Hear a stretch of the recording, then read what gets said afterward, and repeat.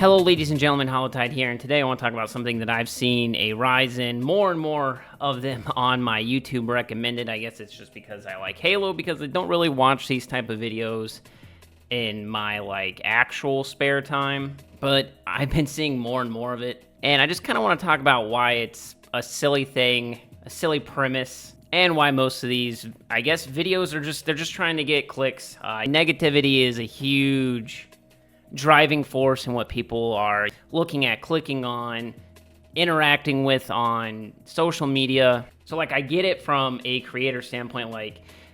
If you make a negative video or a negative post, it does seem to get way more engagement than anything positive or even constructive. But it's basically these boycott Halo Infinite videos, or quitting Halo Infinite videos, and why you should also quit a game even if you're having a good time on it. But before we get farther into the video, I just want to say thank you for all the support. If you're new to the channel and you like Halo, make sure you subscribe. We're going to be covering some other games as we go on throughout this year. Gears of War, E-Day, Marathon, whatever's happening with Halo. So if you enjoy that kind of content, those type of FPSs, make sure you hit subscribe and like this video, as it helps me immensely in the algorithm. But yeah, let's get into it. So first off, I just want to say that I think it's silly to make these type of videos, but I also think that it's unproductive for a couple reasons. One is the lack of impact. Now, it's no secret that Halo Infinite has an extremely low player count right now compared to other games. I think it's under 4K on Steam charts, and then even if it's 3 times that amount playing on Xbox, it's still a pretty low population. So it's not like you're begging and pleading for 100,000 people to boycott a game. It's not like Call of Duty or anything like that with these other massive player bases, even though Call of Duty is falling off a cliff as well. But I think the time to boycott has been happening. It's been 3 years. It's not like Microsoft or Halo Studios doesn't know that Halo Infinite missed the mark. And if the goal of this stuff is to affect the decision-making of a studio like Halo Studios or even Microsoft, another small group of players not playing isn't really going to make any significant leeway. If the goal of all of this is to quote-unquote punish the developers, I think that that's also silly. What more can you punish the people at Halo Studios for? I mean, between the leadership changes, all the layoffs and firings and whatnot, we've already been through this. It just feels like a rehash of something that the Halo community, and by extension those more negative posts, go through every 6 months. Bro, we've done this. We've been through this. It's already happened. I also feel that it's misplaced frustration. I feel like a lot of people, I don't think that Halo Studios is completely absolved of blame for the mistakes and missteps that have happened from a gameplay perspective. There are things that I wish Halo Infinite had or didn't have. But things like monetization, even delayed features or lack of innovations are made at a higher level, even up to publishers, business execs, marketing, things like that, rather than just the developers who work on the game.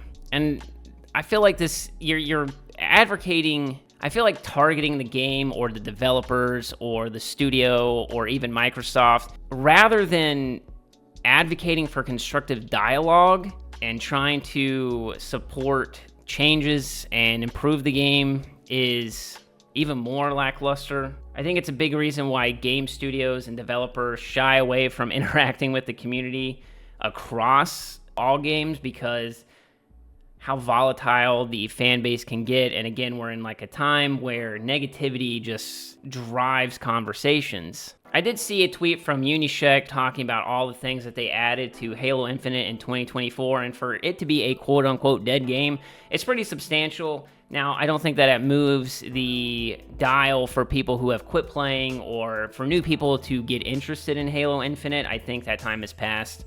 You're going to need a new game to come out for people to be interested in Halo again, and for them to be I'm going to try this. So it's what's the point of telling people to not play a game, even if they are still enjoying it? That's the thing with me, is I have cut my Halo Infinite playing time back a ton just because I've been like burnt out and whatnot. There's only really Hero to go for me. I'm like 500 games away from it. So like I'm just playing when I feel the urge to play. But I'm never gonna tell anybody what to do with their time or with their money.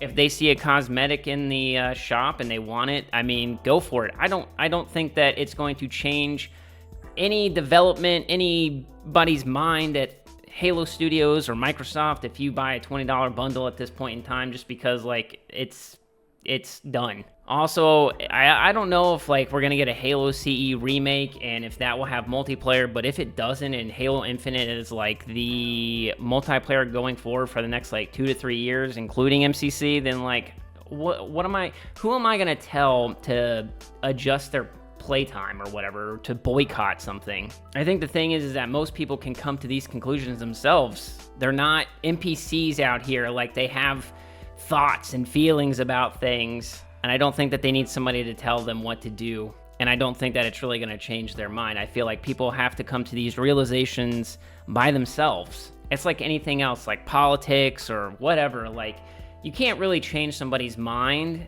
when having a conversation or a video just telling people what to do, what to believe, because a lot of the time these people have to come to their own conclusion regardless of influence. Now you can argue that, oh, well, that video made it and influenced them and stuff and whatever. Maybe it's because I'm old and I think a little differently than the newer generations, but it is what it is. I also think that you're dividing the community and the player base even more, and you're harming the community because of that. Because if there are people who enjoy playing the game and who enjoy Halo, multiplayer thrives on having a decent, healthy player base, and if everybody's just stopping to protest it, it's going to make the matchmaking worse for those people left. The people who aren't abandoning the game or the franchise or advocating for people to be fired and all that stuff. So, to me, personal enjoyment of the game matters. It's ultimately about having fun. If you are not having fun, you can quit. Go play something else. I actually beg that you go play something else at this point.